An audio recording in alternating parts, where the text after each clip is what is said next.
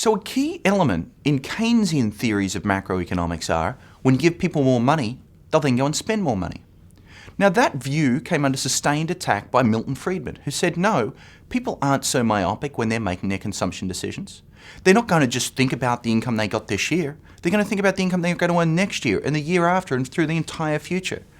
And so they're going to think about, in some sense, their average or permanent level of income going forward.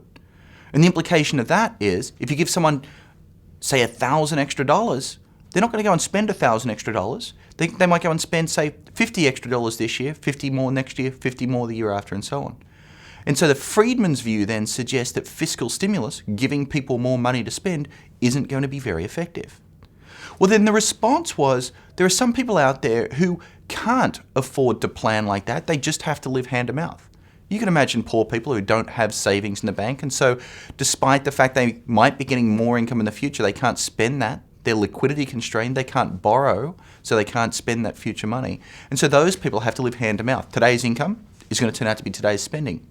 Okay, so that gives us a slight tweak. Now here's the genius of this paper. They discover a whole new group. They call them the wealthy hand to mouth. There are a different set of people out there who are not poor. If you look at their assets, they're actually quite wealthy. They might own a house, some may even own a boat, probably they own a car. But the thing is, that money is very hard to access.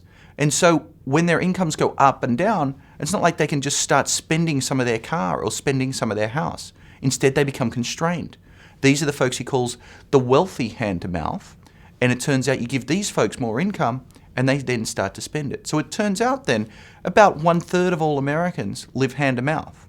Of that 1/3, 1/3 of them are the poor hand to mouth, people who can't afford or cannot otherwise borrow from the future, but 2/3 of this new type, the wealthy hand to mouth.